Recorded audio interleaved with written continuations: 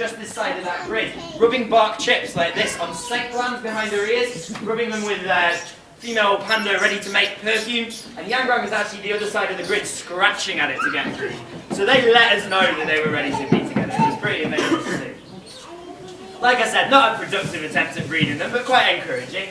But we're really hopeful for following years, we really are.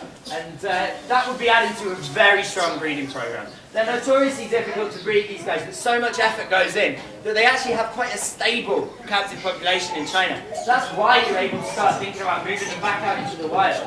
If Tiantian was to have a daughter, for instance, and she was to go back to China at age about 2, if that daughter was to get pregnant, she, as a pregnant female, can be put out in what they call a semi-wild environment. That's a big fenced-off area of hillside, so that when her cub is born, it's never seen a human being, and it's growing up in a complicated enough environment to learn all of its wild skills. The hope is that it will be that cub that's eventually a wild panda. This hasn't actually happened yet with any, but there are mother-cub pairs out there in these semi-wild conditions that are doing very well.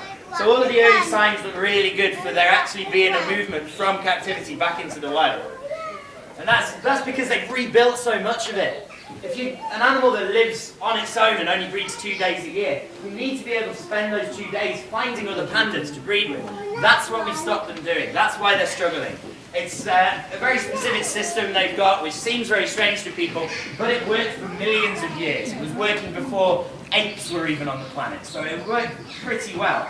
And we came along and built farms and railways and roads straight through their territory, stopping them using their tiny little breeding season to meet each other.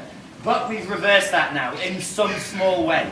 Big corridors of bamboo are being built to link what's left up, so they can actually do that. And it's really paying dividends. It's really starting to show. The numbers might even be on the rise now. From about 1500, about 6 or 7 years ago, there's a current count going on at the moment. It looks like the numbers are going up. All that work is amazing.